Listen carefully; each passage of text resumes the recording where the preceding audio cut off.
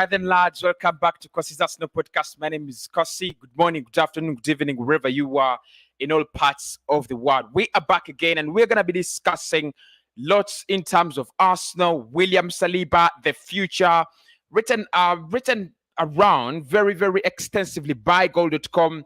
And Charles White. So we'll be diving into that. What exactly Arsenal are planning, and the rumors and talks that Arsenal have actually been approached by Real Madrid to see that they can actually sign William Saliba on a permanent in the summer. We will dive into that. We'll also talk about Gabriel Martinelli's new role, as well as that of Nicola Pepe. Ian Wright coming out and saying that Pepe should be given that false nine, should be given that kind of number 9 role, that kind of role he was playing, he was playing in at Lille Metropole, and maybe that could be the way we can actually get the best out of him. And of course, more reports also coming out that Martinelli should be given that number 9 role because of his agility and of course his ability to finish off chances. But I think also if you look at all the players around Arsenal, he's the better player in terms of positioning himself, in the way of chances. Apart from Pierre-Emerick Aubameyang, I don't think there is any other player at Arsenal that can actually position themselves in that way, that when chances come, they are there to be found. So Martinelli, again, another interesting one that we'll dive into. Should he be given that shot number 14 after Pierre-Emerick Aubameyang? And I think what is expensive about this is, should he actually take on the striker role? Should he actually be taken away from the wings and then be integrated as a striker? And of course, we'll talk about Mikel Arteta's arrogance and the bitter comments from Pierre-Emerick Aubameyang. Obviously, he wasn't really happy. And maybe is this something that, in the end, can maybe cost Arsenal? Because look, Arteta is not only with Aubameyang, it's been with Ozil, it's been with Aubameyang, it's been with Saliba and Matteo Guendouzi.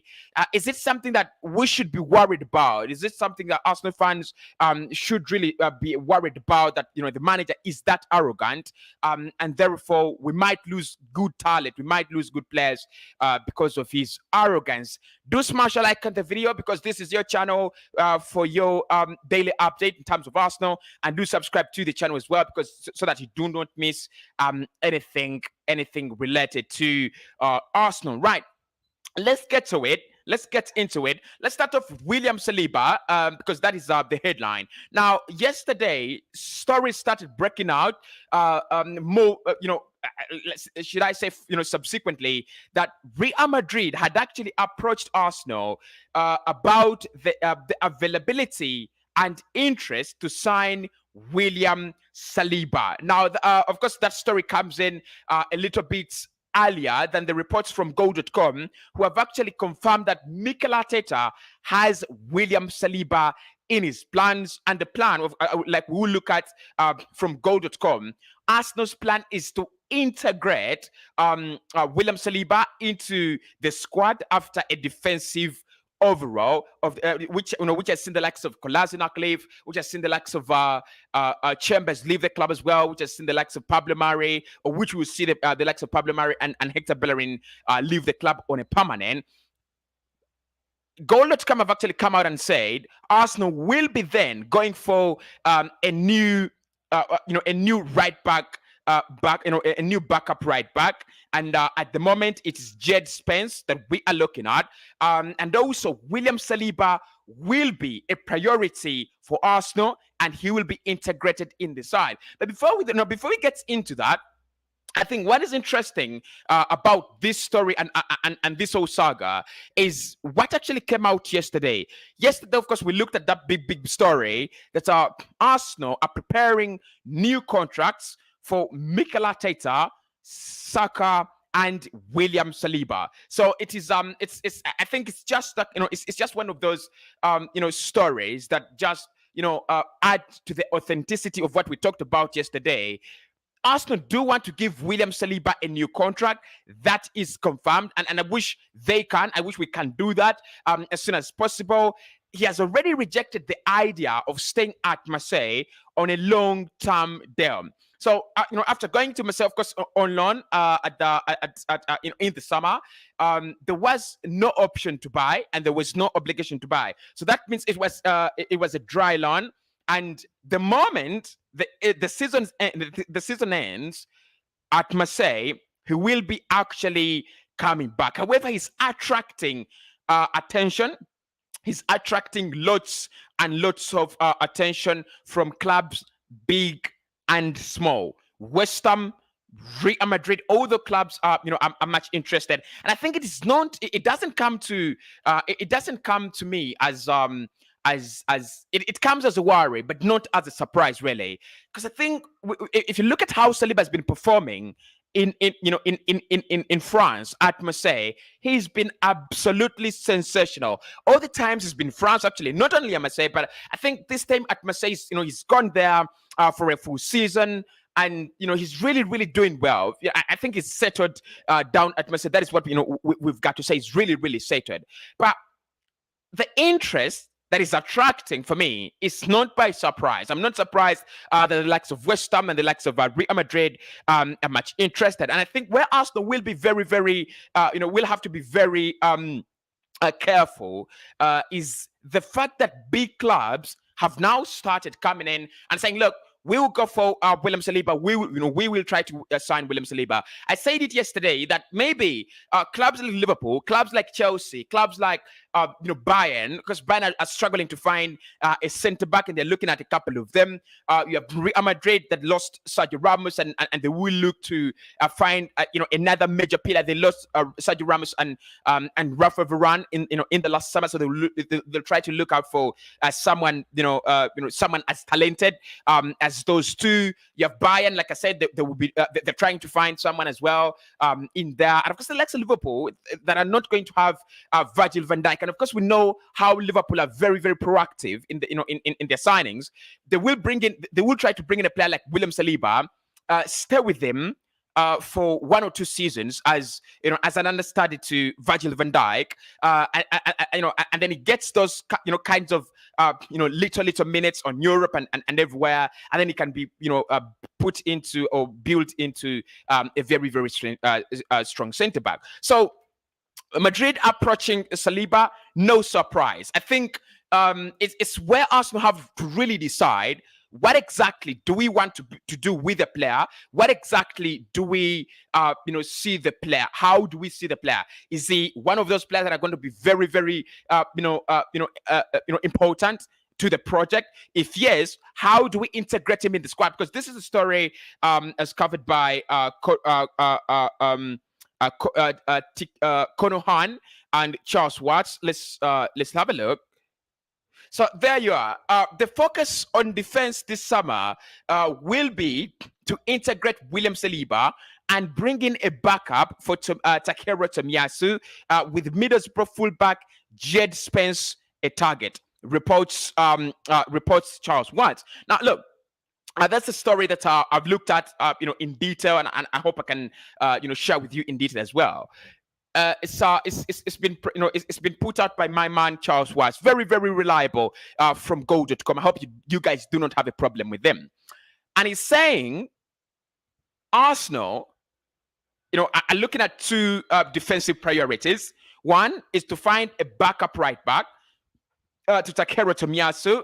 And then the other is to integrate William Saliba. I think the big question there for me, lads, is how do we do that? How do we integrate William Saliba into our squad? How do we do it? Because it's so difficult for me. It's so difficult.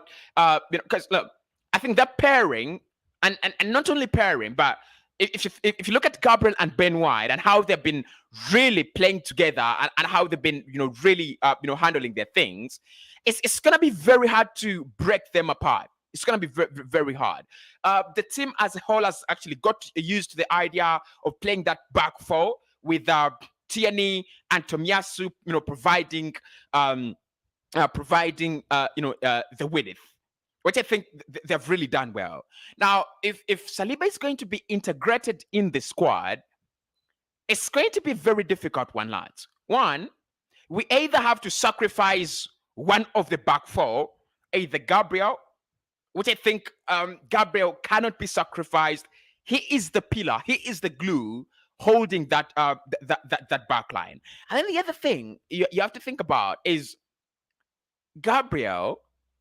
Unlike because all of them are both playing centre backs for me, but unlike Ben White and William Saliba, Gabriel is more calm and he can do away with the temptations of going into advanced positions and high positions, and then he can afford to stay back. Saliba doesn't do that. Ben White doesn't do that. Both of them are quickly, very, very quick on the ball. So they love to pick up the momentum. They quickly pick up the momentum and they go forward. So Gabriel cannot be sacrificed in that back line. Tierney cannot be sacrificed in the back line as well. Takehiro Tomiyasu maybe Takehiro Tomiyasu can be sacrificed. But when you think about sacrificing Tomiyasu, does Ben White give us what Tomiyasu gives us? Because I've already said this, that Tomiyasu is a very, very good right back. He's a very, very good defender, especially if we decide, if we ever decide to play him in that kind of back three. But he doesn't offer us what a player like Tariq Lamptey offers Brighton. He doesn't offer us what a player like Lucas Digne offers Aston Villa at the moment. He doesn't. He's a very, very solid right back, full stop. And in that regard, maybe you might think maybe the duties and the responsibilities he is doing could as well be done by Ben White. But if you're telling me that we bought a 50 million centre back to gamble with them, it won't make sense. So it's going to be very hard for for Saliba to break into this team. It's going to be one of the hardest tasks, I think, he has to do. But also with Mikel Arteta, if he doesn't want to let him go, because I think this is the fact, Saliba is left with 2 years left, 2 years on his contract. So if we're going to tell him to stay, this is the story. You either sign him on a you either make him sign a long-term contract and then integrate him in the squad. It doesn't make sense to integrate him in the squad without giving him a long-term contract, and then after some time, after one season, he's flying off, he's going somewhere else. It won't make sense. So to integrate him in the squad, then you need to promise him playing time, because he's been at Marseille, he's been at Nice and Saint-Etienne, and he's been one of those best centre backs. And it's not his blame. He is that good. Honestly, he is very, very good as a centre back. So how do we integrate him in the squad? Do we make him sit on that bench more regularly? Do we because if fingers crossed, we can go back to the Europa League. If we go back to Europa, maybe, because Europa League means more game time for squad players. It hurts me to call William Saliba a squad player, but at the moment, like I've said, it's gonna be very, very difficult for him to just come out and say, "Look, I'm getting a place in this Arsenal side." Yes, he deserves it, but it's gonna be very, very difficult. So with all this competition lies, and I think this is where I want your opinions. Do you think we can manage to keep William Saliba at Arsenal? Do we have that? Do we have that power? Do we have that strength to keep William Saliba at Arsenal? Do we have it? If Madrid come for him, will we be able to keep him? It's a very, very interesting one. Very, very interesting one. Like I said, Go.com have written about it from Charlie Watts. He's written about it, and we can look at it just in a moment. As you share with me, whether you think Arsenal do have the power to keep William Saliba. Are we there? Are we at that level where we're like, yes, we can keep him regardless? So Charles Watts says Saliba will walk back into the Arsenal team, and he says, is the Frenchman the final piece of Arteta's defensive jigsaw? It's a big one as well. It's a huge question. Is he that kind of missing piece? Is it a kind of player that comes in and then walks into the Arsenal backline and then just makes everything look good, like we've never suffered any problem? That is another interesting one. But from Goal.com, from Goal, they're saying the centre back has yet to make a single appearance for this the club since signing in 2019, but he's presently enjoying a fine loan spell at Marseille. Nowhere has the Arsenal rebuild under Mikel Arteta been failed so severely as in defense. When the Spaniard arrived in December 2019, he inherited a squad with the likes of Socrates, David Luiz, Hector Bellerin, Sid Kolasinac, and the others. Now, just over 2 years later, all have been shipped out, as have Pablo Mari, Skoran Mustafi, and Callum Chambers. And then it says the overall has been dramatic, with Corinthian the only defender at the club when Arteta arrived, who is still considered as a guaranteed starter in the new look back four. The defensive shakeup started almost as soon as Arteta was appointed, with Mari and Cedric Suarez being brought in during the 2020 January transfer window, and Gabriel Magalhaes joining from Lille prior to the start of Arteta's first full season in charge. However, it wasn't until last summer when it really kicked into overdrive, with Ben White, Takehiro Tomiyasu, and Nuno Tavares arriving, as well as Aaron Ramsdale, who almost immediately established himself as a first-choice goalkeeper. In all, Arsenal have signed even senior defenders since Arteta was appointed. Interestingly, they have picked up 4 midfielders during the same time frame, but they're yet to bring in a single attacker. Right. In Tomiyasu, White, and Tierney, Arsenal have built a settled back four, all of whom are 24 or younger. I think a point for Mikel Arteta there. Points for Mikel Arteta, of course. Very, very interesting read from Goal.com and Charlie Watts. He always writes quality, so I'm not surprised that he's actually put out this. But what I want to say, what I want to say about this is, I think it's easy to sell our project to William Saliba. It's gonna be very, very easy for us to sell the project, because honestly, how can we fail to? How can we fail to sell our project to William Saliba? It's all about, and sorry if I'm wrong, but for me, it's all about convincing him that this project is actually moving in the right direction, because all of the players around there now are his age mates. He's 20.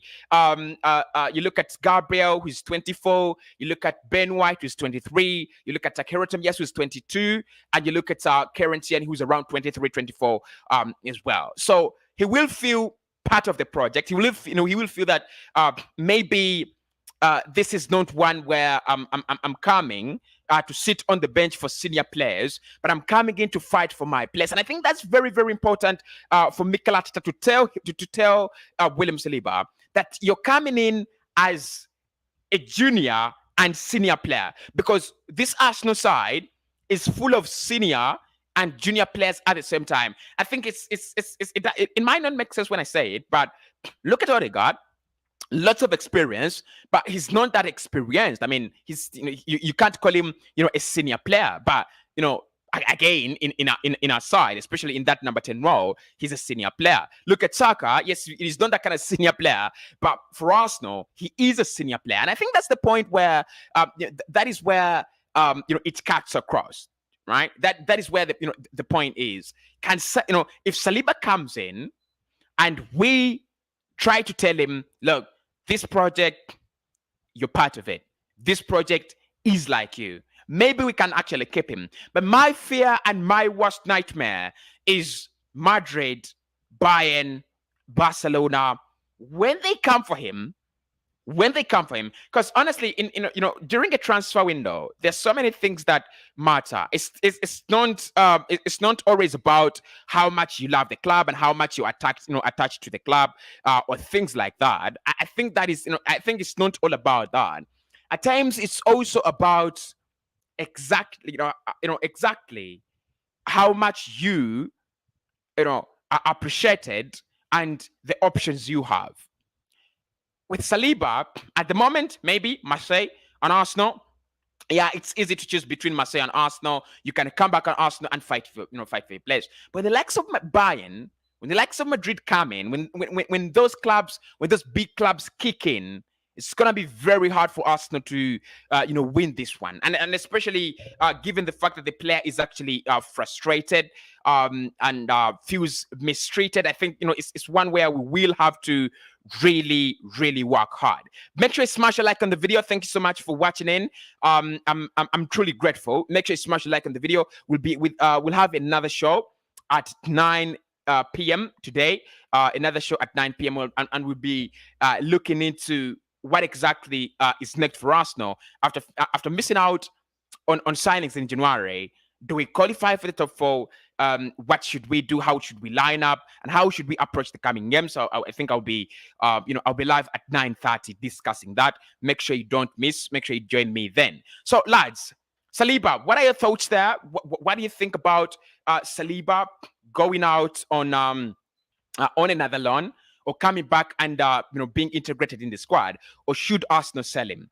If we are going to sell him, I think it shouldn't go below 60 million. And look, we are so poor. We're very, very poor at negotiation, especially when it comes to selling our players. But with William Saliba, if Arsenal decide to sell him, not less than 60 million. Jules Koundé, the same amount or above. Look, Paul Torres. If you go for Paul Torres at the moment, it's the money. That's the money they're going to ask for. If you go for Jules Koundé, that's the money they're going to ask for. Any serious centre back at the moment, that is the money. So 60 million and above. For anyone who wants William Saliba. Otherwise, I think the priority for Arsenal should be tie him down to a long-term contract and make sure you give him the game time. The only way we can give him game time is making him that kind of main centre back in Europe. And to do that, Arsenal will have to go back to Europe. But anyway, your thoughts on William Saliba, much appreciated. Now, the other story is about the striker position, not about striker incomings this time. I know many people are really, really frustrated about, Cossy, don't tell us about this, people who are coming in there. It's frustrating. Yeah, I understand. And I promise I will not. Right. So in terms of a striker, because we are short in numbers, two names have been fronted as new number 9s, and that is Nicolas Pepe, who is set to leave the club if an offer arrives for him anytime, and Gabriel Martinelli, who's been suggested that he should actually put on shirt number 14. This is where I need you lads again to get involved in the comment box and tell me, what do you think about this too, Pepe? Because with Pepe, and this is my man, this is from Ian Wright. He actually believes in Pepe, which is not bad, which is not very, very bad. Yeah. So he believes in Nicolas Pepe. So Ian Wright says that the reason as why Arsenal not getting what Pepe was providing at Lille Metropole, we are not using him very well, right? So this is a quote of his speech, and it says, "Why aren't we getting that out of him? Play him as a false 9, play him in a role where he's free and he can and he can run at people." Right, interesting, very, very interesting there from Ian Wright. So according to Ian Wright, Pepe is not being used well at Arsenal, and it says, play him as a false 9, play him in that role where he's free and he can actually run at people. What do you think about this, lads? I mean, what do you think about Arsenal playing Nicola Pepe as a false nine. What do you think about us playing Pepe as the lead striker? It's it's for me it's two-way. One, uh, I would really want to see Pepe work because I've seen some of his magic, and deep down I just believe he's a good player. Deep down I just believe maybe he's one of those players that can actually work. If all if all things go right, he can actually work because he's not a bad player, honestly. And unless I'm wrong, he's not a bad player. Pepe is not a bad player. But come to think about it, come to think of it, we've never played him regularly as a false nine. Yes, we played him as a false nine before. I think in one or two games under Mikel Arteta, but we've never really played him as that kind of false nine. And we've always played him in those in those two positions as a left winger or as a right winger. And at times it did well, at times it didn't do well. But if we actually remember last season, Pepe, at the end of the season, scored many goals. I think he scored around 5 goals as the season was closing. And that was really courtesy of the fact that he was playing closer to the opponent's box and he was not actually playing very wide. He was actually playing, in. He was not playing up, as wide as Mikel Arteta, has deployed him this season. And it brings that kind of interesting question. Can Pepe work out as a 9? Now, there are two things here. One, the way we play as Arsenal. If you look at how Alexander Lacazette struggles, I mean, not struggling, like not struggling to mean, in that negative sense, but the way he batters defenders to hold the ball in that kind of hold-up play, and the way, he provides the team with a kind of network, can Pepe do that? Can Pepe have the kind of, does he have that kind of energy? Does he have the kind of patience? Can he actually hold up play like Lacazette does? I don't see it in him. But Pepe is a good finisher. That is the second point, lads. With Aubameyang away now, Arsenal Arsenal is left with 3 people that I trust will score when they get a chance. Number 1, Gabriel Martinelli. I trust him more than anyone now in this Arsenal side to take a chance. Number 2, Nicola Pepe. I mean, we've been frustrated with Pepe, but we've not actually been frustrated courtesy of him missing chances. We've actually been frustrated because he's actually not providing, right? And could Ian Wright maybe have a point that we're not using Pepe in the right way, and we should actually try to use him as a false 9? Should we do that? I mean, I need your thoughts there. I need your opinions there. What do you think? Is Arsenal using Pepe wrongly? Can he be that kind of false 9? And I think the other question you've got to ask, because yes, he's clinical, but how many goals can he give us as a striker, per campaign? For me, it's in the Premier League, yes, he can do double figures. I think he can score around 13 to 14 goals in a campaign. But we need a striker who can actually score more than that. And I feel if Martinelli is put into that, in that, center forward role, he can give you around 19 goals, in a campaign. I don't know if I'm being too trusting with Martinelli, but I've always told you, lads, I would definitely take him over, many youngsters in Europe.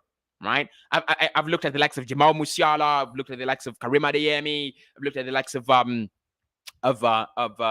Mason Greenwood, Phil Foden, and they excite me, the likes of Conor Gallagher. But there is something about Gabriel Martinelli, and to be more precise, lads, it's been reported that Martinelli has been taking on, has been taking up different, different kind of positions in training.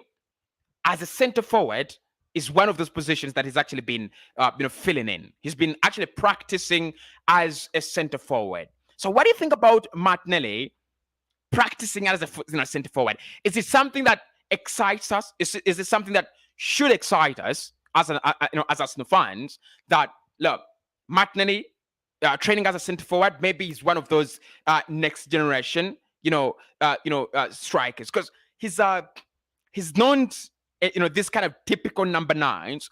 But if you look at his runs off the shoulder, if you look at his how clinical he is, and I think he reminds you of Cristiano Ronaldo.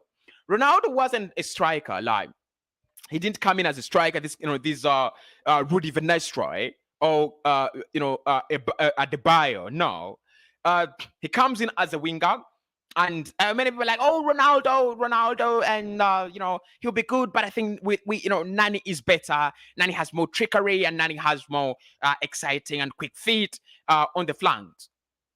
But Ronaldo somehow managed to focus on the most important aspects of his game, and that is how do you finish off the chances, and how do you position yourself to get the chances that you're actually going to finish off. I think that is what Martinelli does very well. Look at the goals. Look at the 2 goals he scored against Leeds. That is where a number 10 should be. That is where a number 9 should be. But it is Martinelli who's playing on the flanks there, right? So the runs in behind, the runs off shoulder of defenders, and more, could it be that Martinelli? I mean, I don't trust Mikel Arteta to do this. I don't trust him to be the manager that handles. But I'm just thinking, if it is Arsene Wenger, maybe Martinelli could have turned into a striker, because Arsene Wenger was known for that, and trying to give players chances in different positions. If you still remember Javino Yao Cossy, he was one of those very, very influential players at Arsenal when he signed in. And what Arsene did, he placed him in the middle, play there, right? Yeah, placed him in the middle, like play there, yeah, play there. Let me see what you can do. And of course, Javino was not clinical. Honestly, he wasn't that clinical. So with Gabi Martinelli, lads, the question for me is: do we play him as a false 9, or do we play him as a number 9? And if we play him as a number 9, then do you play him in a 4-3-3, or do you play him in a 4-2-3-1? Because for me, as a lone striker, no, it will not work out. He's more of these kind of players that feed off individual brilliance. But if you play him as a striker, it's not gonna work. Right? It will not work. Yes, it's gonna run at defenders. It's gonna, have his thing. But remember, as a center forward, you're more of a point of focus than a winger. A winger, you're facing off a Trent. You're facing off a Cesar Spilicueta. But as a center forward, all eyes are on you, because you're here to score. Right, so we have to stop you from scoring. So I would love to know whether you think Pepe, lads, should be a striker for Arsenal, should be considered as an Arsenal striker, as an option for the Arsenal forward line. And I would also love to know whether you think as well Martinelli should be considered as a striker, because I think both of them have the attributes, some attributes, maybe not all, but they do have those, they do have some of those attributes. Very, very good strikers. I mean, very, very good finishers. They can get into the box very well, and they're not afraid, right? They're not really, really afraid. So what is your take? For me, I would love to see Martinelli try out as a striker. I would love to see him getting more chances, and we see, can he score those? Because we've seen him. He's one of those against Leeds. I think he should have scored a hat-trick, but he had 4 chances, buried 2 of them. The other game was it Norwich, where he scored as well? I think it was Norwich. Yeah, I think it was Norwich. And we've seen him. We've also seen that he has that ability to take on defenses and shake them individually. I mean, such a striker would be really good. But I'll leave that to you, lads. I'll leave that to you. Is it good? Should we leave him on the flanks? Should we use him as a striker? Interesting. In the other reports that I've looked at today, that will not be frustrating. I mean, I've seen so many reports, but I'm trying to find those that will not be frustrating to you. Is around Ban Leno. Today it has been confirmed that Arsenal will be letting Ban Leno leave on a permanent in the summer. That has been confirmed. I can show you the evidence, because with this all this kind of transfer frustration, you guys will need the evidence, and I'm trying to do that. So the Athletic have actually come out and said Arsenal and Mikel Arteta will give Ban Leno permission to leave the Gunners in the summer on a permanent basis. Yeah, it was happening. We've already signed in a backup goalkeeper, so I think either way, it is one thing that will not actually be, it won't be a problem. Arsenal have already gotten a backup goalkeeper. We've already brought in someone else, so it won't be a big problem, right? Won't be a big problem. So I need then your thoughts, lads, there. Your thoughts on Saliba, your thoughts on Martinelli as a striker in the comments below, and your thoughts on Pepe as a false nine. Are we actually using him wrongly? Should we play him as a false nine? Yes, he played there at during his time at Lille Metropole, has done very well in that aspect, but Mikel Arteta is not a fan of the false nine. He's not a fan. And even if you say he's a fan of the false nine, the kind of striker, the kind of lead talisman, the kind of target man that Arteta wants is not one that is going to run and run, is one that's going to keep the ball and wait for support. Yeah, Pepe maybe can do that. Can Martinelli do that? Your thoughts in the box below. Your thoughts on in the comments box below. Much appreciated. Hit the like button, people. I love your thoughts there. But also hit the like button. I'm really, really, really grateful if you do that. And Niwa says this is a very, very poor club. Arsenal. Colin says good afternoon, Cossy. I don't know why Arteta cannot handle top players. I think for me, we've talked about his ego. We've talked about Mikel Arteta's ego. It's and I think this is the point. Look, if you're a young boss, the high chances that players who are almost your age will be like, he's not telling me anything, right? He's young after all. And how do you solve that?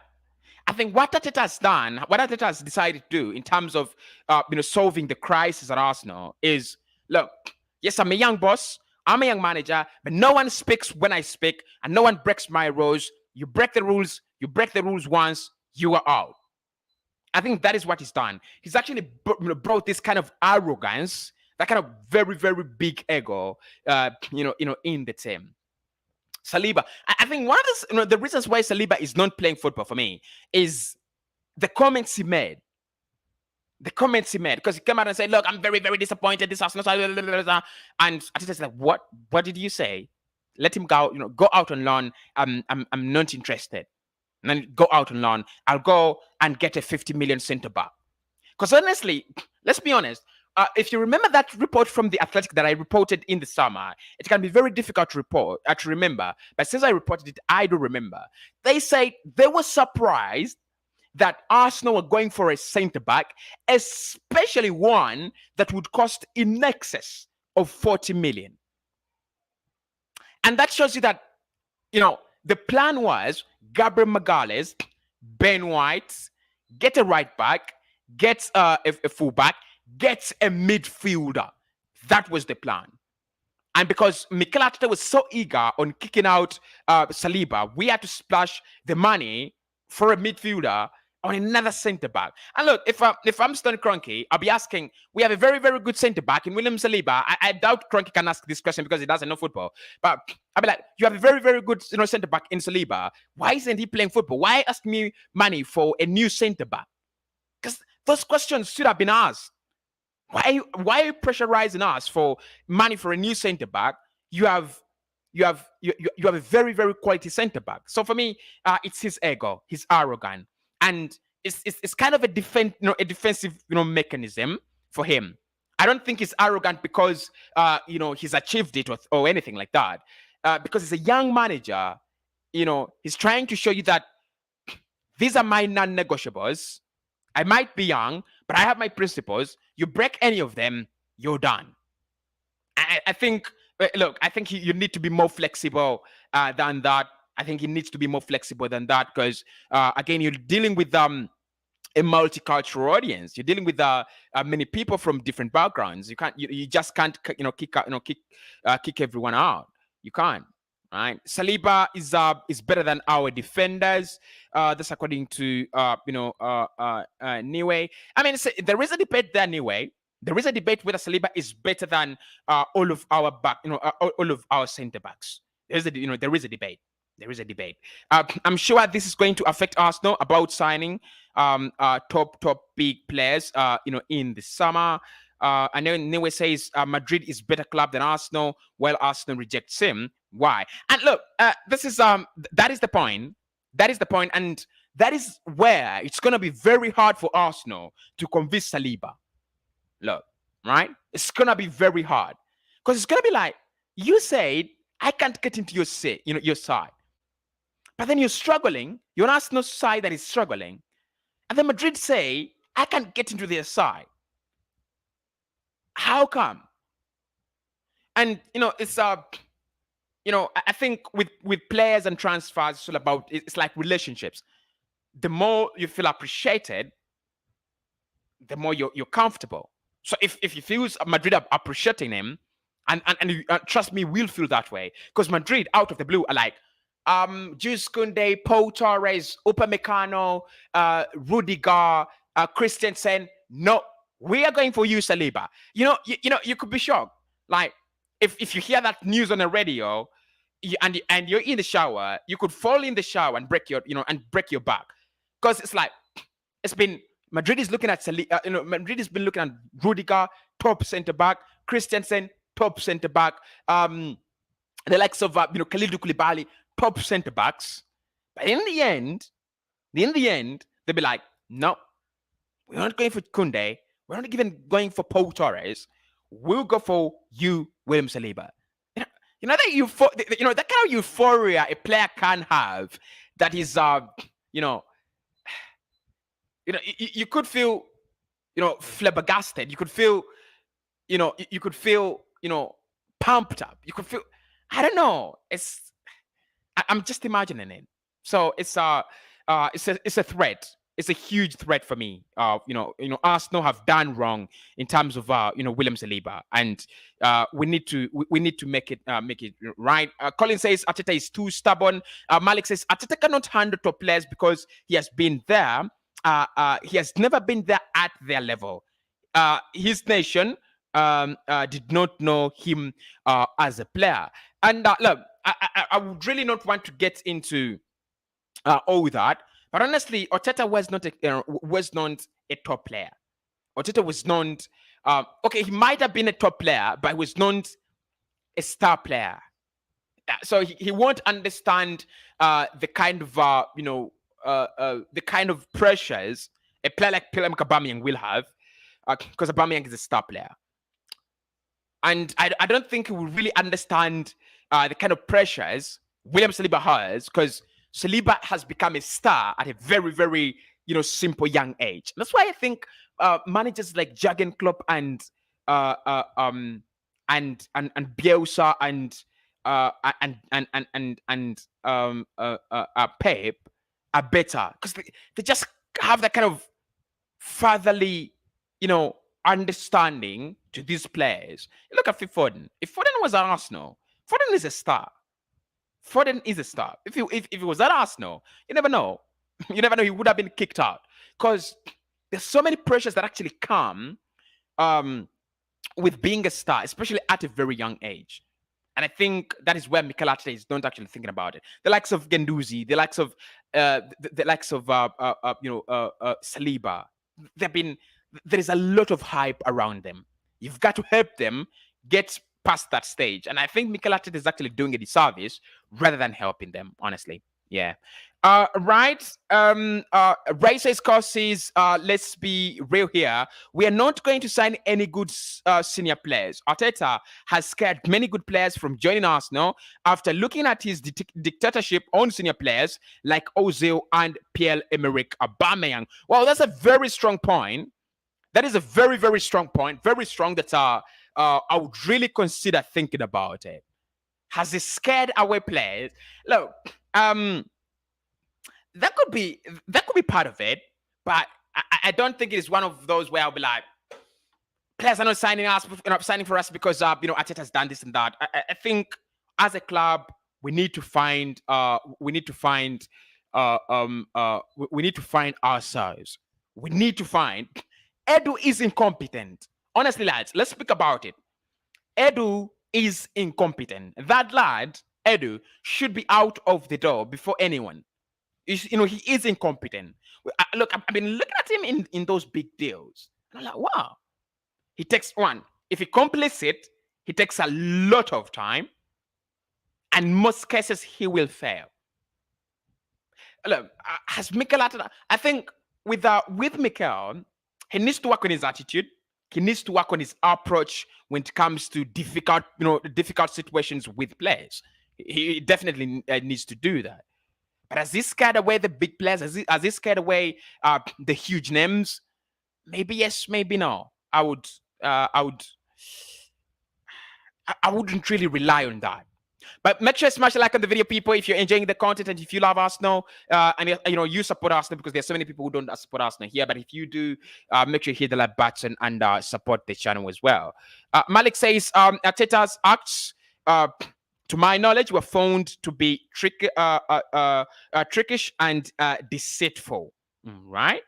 Good afternoon. How are you doing, Anu? Hope you're doing well, my man. Hello, Cossy.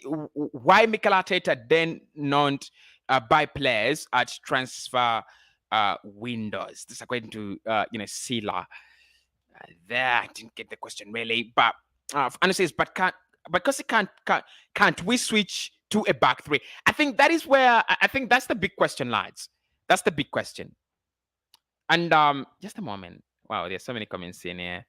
Akin. Hope you're well. Better to sell Holding instead of Saliba. Malik says, yes, Arteta is not using Pepe very well because he doesn't know how to transform this player. Look, so the question I wanted to tackle first was, can't we switch to a back three?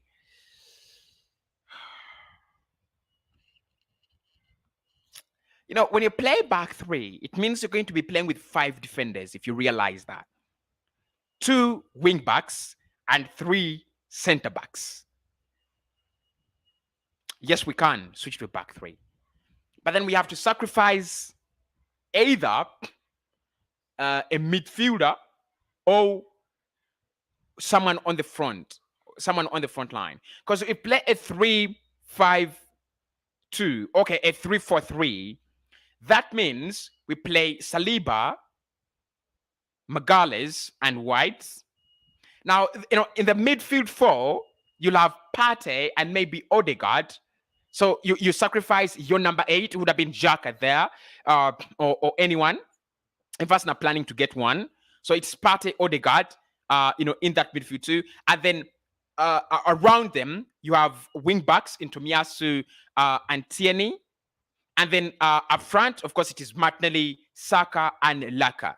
So is it okay for Arsenal to sacrifice a midfielder or someone on the front line and then play a 3-5-2, just in order to accommodate William Saliba?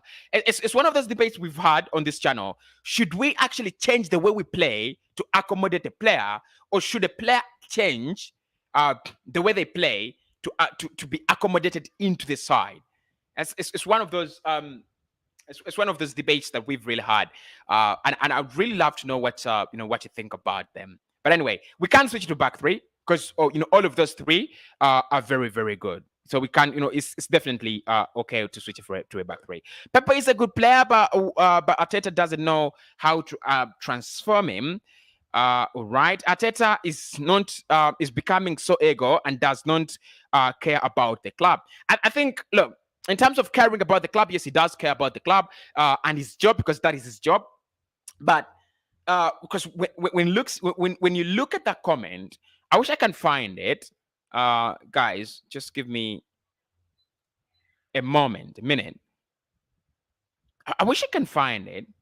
The comments of Pierre-Emerick Aubameyang on Mikel Arteta. When he was asked about what exactly was the problem, it was I wish I could just find it. All right. Ferdinand's comments. I've looked at the comment from Ferdinand.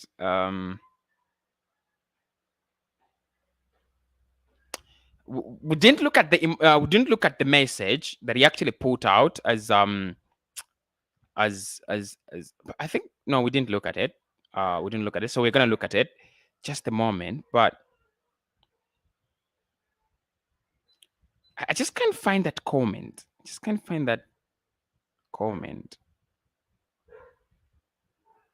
No, I just can't find it. But if I can just show you the message he actually left, Arsenal fans. So if we can go through it just a little bit. How about the Arsenal fans? Thank you for making London home for myself and my family for the past 4 years. We went through ups and downs together, and your support meant everything to me. Having the chance to win trophies and the honor of being the captain of this football club is something I'll forever keep in my heart.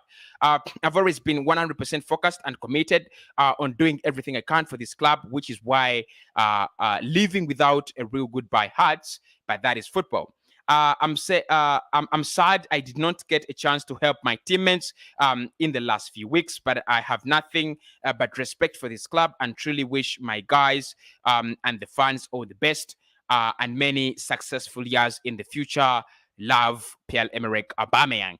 Now, it was asked about the real reason as to why he left Arsenal, and he said it was entirely on Mikel Arteta. That's what he said. Yeah, it was entirely he says it was just him, right? So it washes away all what we thought. You know what? Maybe it's a gang of people ganging against him. It was Mikel Arteta. He said he was, because in his comment he said he was not happy he was not happy, and so I decided to leave. So Arteta ended the man's career at Arsenal. That's it. Arsenal should not sell Saliba. That's according to my man there, Anu. Abubakar says, Cossy, I love you. Thank you so much, Abubakar, on Facebook. Wow, interesting. I think this is the first comment I've seen on Facebook in a while. So you can follow our Facebook page. I'm also always there. It's Cossy's Arsenal podcast. Fred says, I think you're not an Arsenal fan, but an insider. This is according to Fred. I mean, it's your opinion. It's your opinion, and I'm really okay with people's opinions. Fred, it's an open world. It's no longer that closed. It's an open world. Arteta and Edu out. John Malik says Arteta is fooling the club, and the fans ask me again, who is fooling who? It's interesting. Very, very interesting there. But look, I think with Mikel, if he's given that budget, and I think we will I'm going to extensively discuss the budget story today in the evening. What next for Arsenal and that 108 million. But if he's given that money, I would love to see what his ambitions would be. If Martinelli plays as a number 9, who will play in his previous number? I think Emile Smith-Rowe, because we know Smith Rowe has been playing, there, and it's been really, really, doing very, very well. Hit that like button, people. Subscribe to the big channel, and I will speak to you very, very soon. Make sure you always follow me on YouTube, 99 Sport and Cossy podcast. I've done a video. It's like a clip of our of yesterday's show on the contract situation on Bukayo Saka. So make sure you do check that out, and I'll speak to you very, very soon. Anywhere you go,